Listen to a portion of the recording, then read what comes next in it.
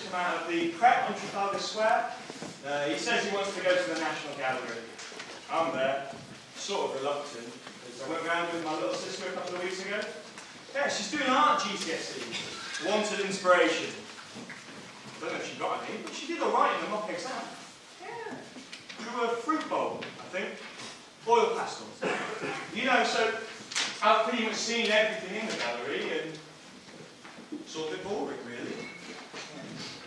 But we get there and we go in and I ask him what he wants to do. He says he wants to see the sunflowers, of course. So we take a right and go to the first few rooms, and there they are on the wall. And then he's like, but they're not the right ones. I'm confused. I point at the plaque next to the picture that reads Sunflowers by Vincent van Gogh, and he's still like, no, real ones look different. And he gets this picture up on his phone, and he's right. But they're not the real ones. They're not the famous ones anyway. They've got this like weird shine to them. Like they've got glitter in them or something. Not to make them gay or anything. I mean, I love a floral. It's just what they're like. Shiny. Like they've been painted on a mirror. And they've still got this weird shine to them. I look around the room at all the other paintings and none of them look like it. It must be a gloss. I don't know. But I turn to him and I can see the elements. Actually, it's beautiful. And then he holds my hand.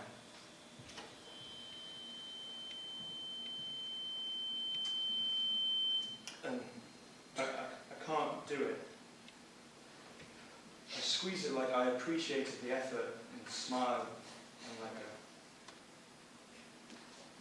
No one notices, and I don't think he does either.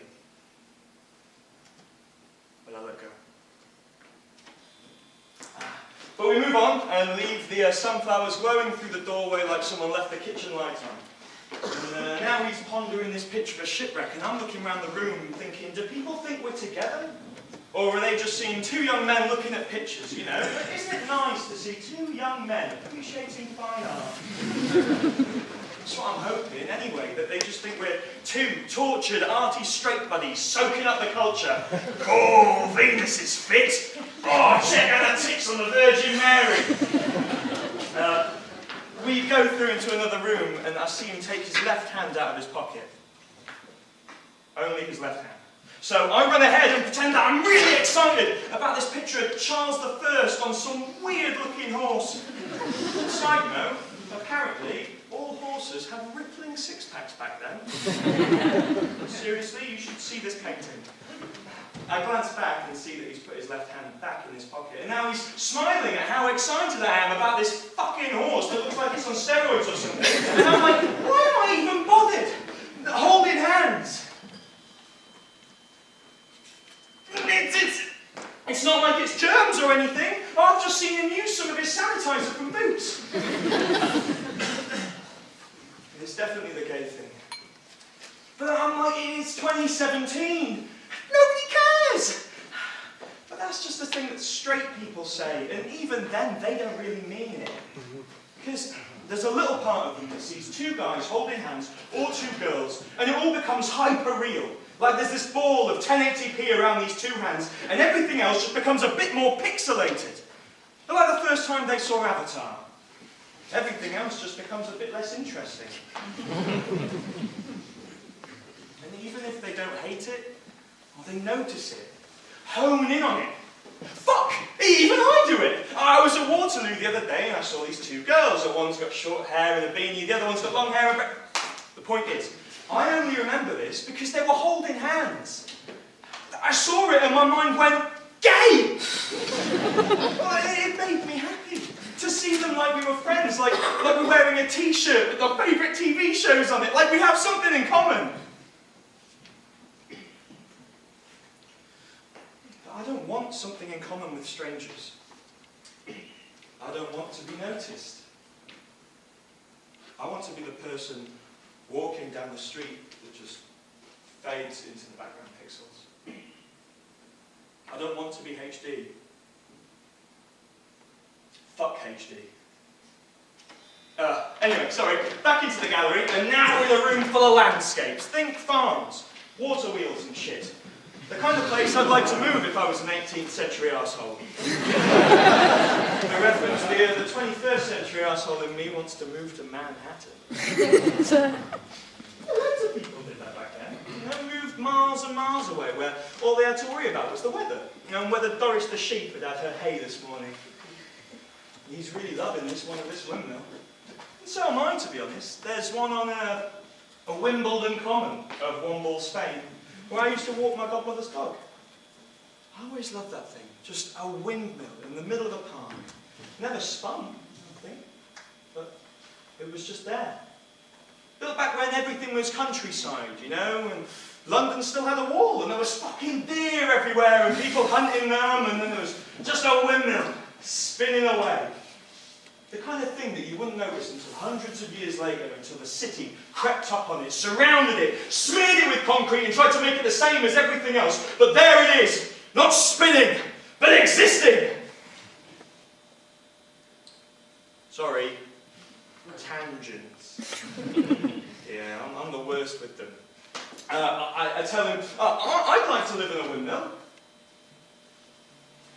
I say this with confidence because I'm yet to overthinking this whole trip to the National Gallery yet. Me too. That was my impression of him. Yeah, but the voice doesn't really suit the face, but it's a good impression. Me too, he says, and he smiles. And once again, he holds my hand.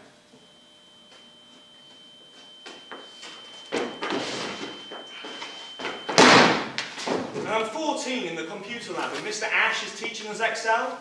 He's got this permanent round-the-clock shadow. He kind of sweats a bit, but yeah, I fancy him. I'm standing next to my best mate Harry, and we're bored because, well, it's Excel. So I'm writing swear words into his computer, and he's drawing a penis on mine somehow. I take it to the natural next step. I go to shut down his computer without saving anything. We wrestle with the mouse and then stop holding hands! That was Mr. Ash from the front of the computer lab. We snatch our hands away like the mouse had burst into flames, while my class and Mr. Ash laugh. Harry moved schools before sixth form, but we don't speak anymore. He came out last year, I think. Anyway, back in the gallery, and I brushed the inside of his palm with my fingertips. Some vague attempt at intimacy before I put my hand back in my pocket. He seemed satisfied by it. We move into a room where there's a portrait of James I. He was gay, you know, I tell him, and had a male lover. He raised his eyebrows, but I can tell he's delighted. I mean, I was when I found out. A Year 8 history project gone awry. Oh, is James I gay, sir? Asks one of my classmates. My teacher just said, yeah. Like he asked if James I had a beard. A historical fact. James I probably had a couple of beards in his life. We've all been there. Yeah. Until I'm 17, and I'm wondering why this moment had sticked itself into my memory, like James I had reached through history, put his gay hands on my forehead and gone, remember this. Gay, Scottish, and king? It's pretty much my dream guy, to be honest. Although, he doesn't look that good in the portrait. So, once again, we move on, and his hand brushes mine. And it's 2 years ago this time. We're both there, me and him. I'm single and infatuated with him. And he's not so single, and not so infatuated with me. But we're holding hands. we're tipsy and we're holding hands. Like that, you know? Like that, properly holding hands. And it's nice. Even if he's got a boyfriend, it's nice. There's no one around. It's nearly midnight and the sky is this weird summer turquoise and the air is hot, like breath on my arms and neck. But actually, I think this is the only time that I haven't thought twice about holding hands with him.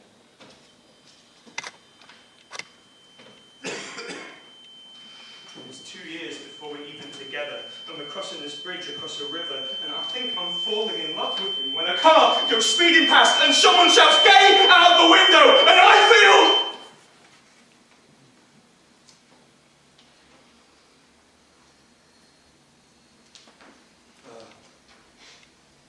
I let go of his hand, and we crossed the rest of the bridge in silence.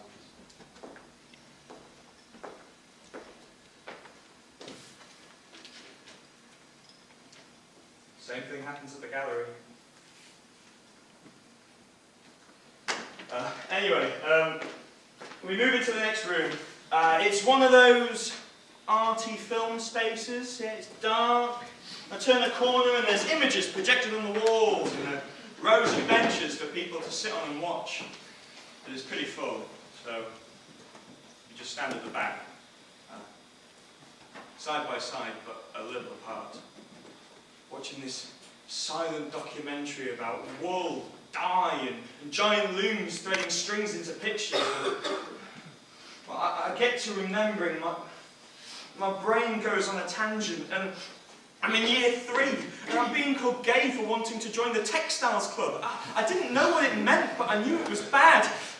The silence in the room is sort of pressing against my ears. It's giving me a headache, although it could be the light from the projector. And I'm in year 7, and I'm having to change my route to school because the older boys on the bus found out that I listened to the Wicked soundtrack instead of talking about football with them. The film cuts to the artist. It's a husband and wife team. He kisses her on the cheek and she smiles. And I'm on a date with a girl, and we went to see Tangled, and I ended it a week later because it felt weird. I wasn't feeling anything, and it freaked me out. I told her it was because I wanted to focus on my GCSEs, and it cuts to the loom, this tapestry draped over it, stripes of colour zigzagging down it like prism in the sunlight. I'm doing GCSE revision in an alley next to my house, huddled by my bins with my biology study guide, and I don't know why I'm crying. And then the tapestry on the screen is done, and I'm in sixth form, and I used to get detentions for talking all the time, but now I hardly talk at all. And they drape the cloth out, and it covers the floor of a warehouse, and I'm on a beach with my mum, and she's gone for a walk on the sand, and I'm singing songs to myself quietly, trying not to cry, because now she knows.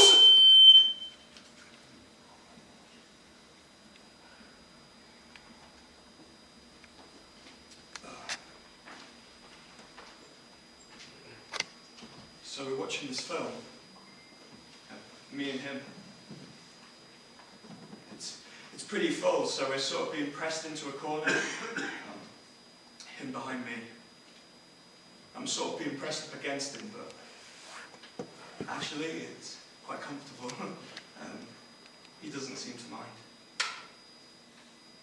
It's so dark in here that even I don't see him take hold of my hand. I glance at the silhouettes and none of them are looking. So I slot my fingers into his and hold as tight as possible.